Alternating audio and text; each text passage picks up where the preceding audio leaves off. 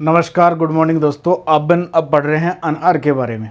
अनार एक ऐसा फल है जिसमें कैल्शियम, लोहा आदि पोषक तत्वों की अच्छी मात्रा पाई जाती है। साथ में एक प्रकार का रसदार फल है दोस्तों। तो इसको अगर बॉटनिकल रूप में देखा जाए तो बॉटनिकल नेम है इसका पुनिका ग्रेनेटम के नाम से इसको संबोधित किया जाता है। इस प्रकार से इसका कुछ फल होते हैं और पौधा पाया जाता है दोस्तों।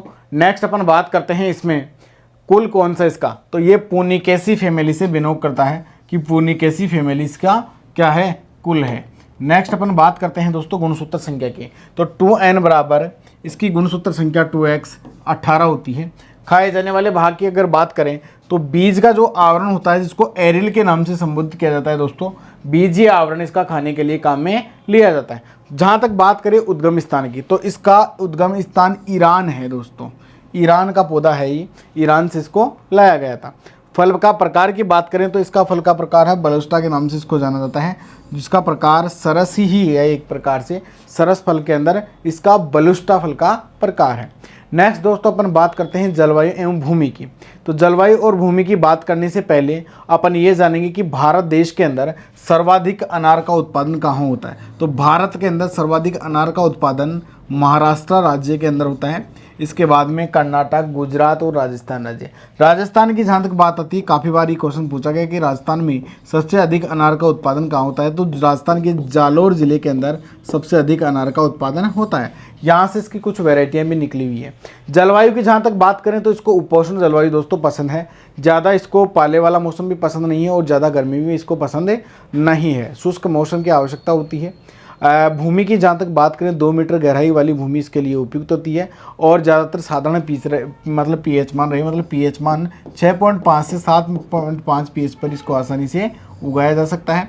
भूमि के अंदर किसी प्रकार की कोई कठोर परत, कंकड़ पत्थर मौजूद नहीं होनी चाहिए दोस्तों। और जिस टाइम के अंदर अपन भूमि के अंदर पोषक तत्व डालते हैं तो ये ध्यान रखें आप कि कैल्शियम की मात्रा इसमें थोड़ी ज़्यादा डालनी है। नेक्स्ट अपन बात करते हैं अपन इसके वैरायटियों की जहाँ तक बात करने वाले हैं अपन, तो इसकी जो उन्नत किस्में हैं वो कौन कौन सी हैं।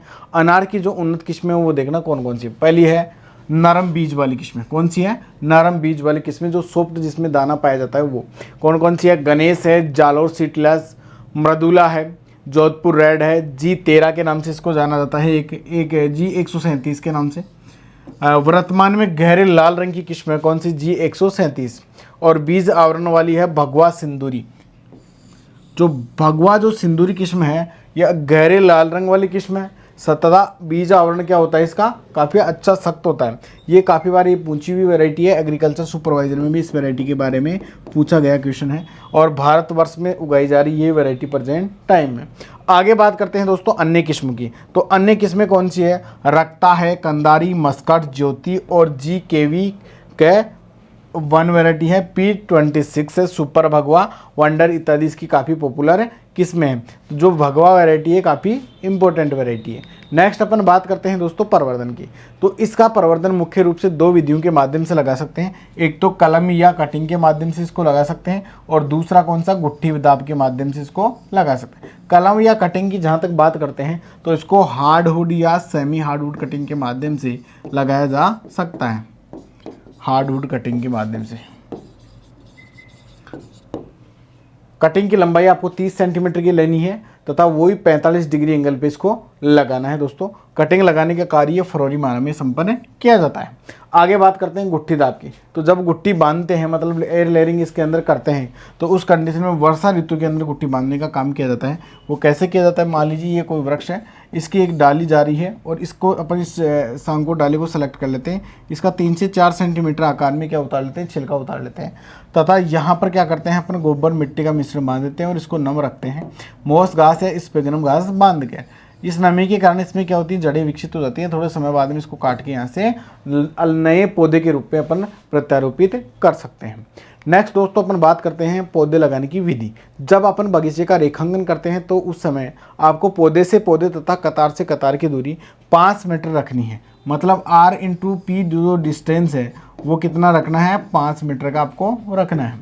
जहाँ तक गड्ढे की बात करें तो इसका गड्ढा खोदते हैं अपन 60 सेंटीमीटर के हिसाब से, मतलब 60 सेंटीमीटर गहरा, चौड़ा और ऊंचा। इस हिसाब से आपको क्या करना है, गड्ढा इसका तैयार करना है। गड्ढा जब तैयार करते हैं तो 15 दिन तक उसको खुला छोड़ें। उसके बाद में अपन क्या करते हैं, गोबर की खाद 15 kg के साथ में मिट्टी के साथ मिलाकर और क्योनोल फोस दवा का साथ में क्या करते हैं, इसमें मतलब मिलावट करते हैं। साथ साथ में इसके साथ में यूरिया का भी अपन अंश रखते हैं 250 ग्राम। तो इस प्रकार से पौधे लगाने की क्रिया को संपन्न किया जाता है।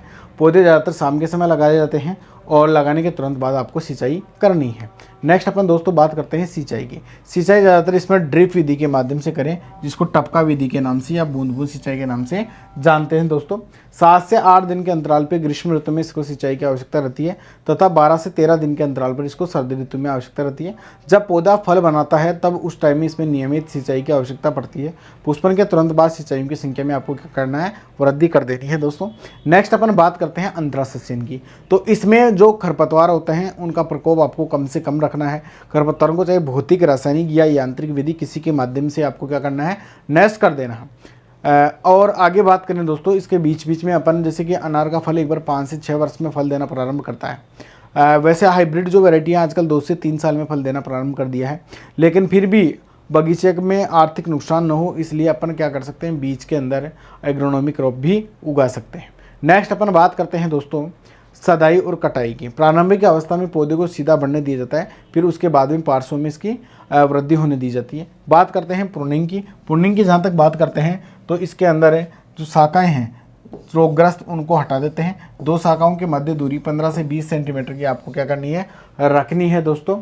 और जो सूखी डेड शाखाएं हैं उनको क्या कर देना है, हटा देना है। ये एक प्रकार का सदाबहारी पौधा है, इसमें पत्तियां गिराने का सिस्टम बिल्कुल भी नहीं रहता है। आगे अपन बात करते हैं दोस्तों इसके फलन की। फलन इसका काफ़ी इंपॉर्टेंट है। ये साल में 3 बार इसमें क्या आता है, फलन आता है, मतलब फूल आने की क्रिया 3 बार संपन्न होती है। जब फूल आने की क्रिया 3 बार संपन्न होगी तो इसमें फल भी कितनी बार बनते हैं, 3 बार बनते हैं। जैसे अम्बे भार, मर्ग भार और हस्त भार आपने ये पहले भी पढ़ चुके हैं आप। जैसे कि अमरूद के अंदर भी प्रोसेस ऐसा का ऐसा होता है। तो ऐसे ही इसमें 3 बार फल आते हैं। तो अम्बे भार जो आता है इसमें फरवरी और मार्च के महीने में फूल बनते हैं तथा जुलाई अगस्त में क्या बनते हैं, फल बनते हैं। दूसरी बात करें मर्ग भार में, जुलाई अगस्त के अंदर तो क्या बनते हैं, फूल आते हैं। और सर्दी में नवंबर दिसंबर माह में क्या होता है, इसमें फल बनते हैं। हस्त भार में सितंबर अक्टूबर में तो फूल बनते हैं तथा बसंत ऋतु मतलब मार्च अप्रैल के महीने में क्या होता है, इसमें फल बनते हैं। लेकिन अब ले कौन सा भार, तो इसमें सबसे उपयुक्त भार है मर्ग भार। मर्ग भार में अच्छे फल, अच्छी गुणवत्ता वाले फल पैदा होते हैं और स्वादिष्ट फल पैदा होते हैं। क्योंकि वर्षा ऋतु के समय ज़्यादातर रोग और कीट पतंगों का आक्रमण अधिक होता है, स्वाद अच्छा नहीं होता फलों का, इसलिए मर्ग भार को मतलब लेना उचित रहता है। आप क्या करें, इन दोनों भारों का ट्रीटमेंट कर दे, मतलब एक प्रकार से भार का नियंत्रण कर दे। कैसे करेंगे वो, या तो 10 से 15% यूरिया का घोल बना के कर सकते हैं, या नैप्थलिक एसिटिक एसिड 100 ppm का घोल बनाकर इसके ऊपर छिड़कते हैं जब फूल आते हैं तब। तो फूल अपने आप ही क्या हो जाते हैं दोस्तों, नष्ट हो जाते हैं। तो इस प्रकार से इनका नियंत्रण किया जाता है। तो आपको कौन सा भार लेना है, मर्ग भार को आपको प्रेफरेंस देनी है। आगे बात करते हैं दोस्तों अपन नेक्स्ट पौध संरक्षण की। तो पौध संरक्षण में इसमें सबसे पहला लगता है कौन सा, कीट जो छाल बक्सक कीट लगता है। छाल बक्सक की आम में भी लगता है। ये क्या करता है, पौधे की छाल को खा जाता है, अंदर घुसकर सुरंग बना लेता है। तो आपको क्या करना है, केरोसिन के फुए का, केरोसिन जो होता है तेल, इसका क्या करना है, आपको एक रुई के फुए में भरना है और अंदर केरोसिन को पहुंचा देना है। इससे इस कीट का नियंत्रण हो सकता है। नेक्स्ट अपन बात करते हैं दोस्तों अगली, इसमें अनार की तितली काफ़ी हानिकारक कीट होता है। इसको अनार बटरफ्लाई के नाम से जाना जाता है या पोमग्रेट नेट बटरफ्लाई के नाम से इसको जाना जाता है। इसमें क्या होता है, जो मादा तितली होती है ये पुष्प कलिका पर अपने अंडे देती है। इनमें क्या लट निकलती है, जिसको लार्वा अवस्था जिसको बोलते हैं, वो अवस्था बनते ही ये लट क्या करती है, फलों के अंदर प्रवेश कर जाती है और फलों के अंदर ही क्या करती है, उनको खाकर नष्ट कर देती है अंदर से। इसके मतलब फल अंदर से क्या हो जाता है, सड़ने लग जाता है। अंदर जब प्रवेश कर जाती है लट तो फल क्या होता है, सड़ने लग जाता है। इसका प्रबंध कैसे करें दोस्तों, इसके नियंत्रण है तो आप क्या करें, एक तो क्या करें, खेत को साफ सुथरा रखें, बिल्कुल बाग को साफ सुथरा रखें। फूल व फल बनते समय कार्बोरिल 50 WP का 2 से 3 ग्राम, क्यूनाल फोस 25 cc का 2 मिलीलीटर प्रति लीटर पानी में मिलाकर आपको क्या करना है दोस्तों, छिड़काव करें। और फलों को एक थैली से क्या करना चाहिए, ढक देना चाहिए, जिससे ये लट इसके अंदर प्रवेश ना करें। आगे बात करते हैं दूसरे रोग की दोस्तों। तो दूसरा इसमें लगता है जो कीट लगता है, रोग नहीं सॉरी, तो ये वयस्क शिशु अवस्था में प्रारंभ होता है, नवंबर दिसंबर में लगता है। कौन सा? मीलीबग कीट लगता है। और इसके प्रबंधन के लिए क्या करना चाहिए आपको? जैसे आम में मैंने बताया था क्यूनाल फूस दवा का आपको क्या करना है? स्प्रे करना है। नेक्स्ट बात करते हैं अपन पत्ती मोड़क बरूती। ये भी काफ़ी इंपॉर्टेंट इंसेक्ट है इसका।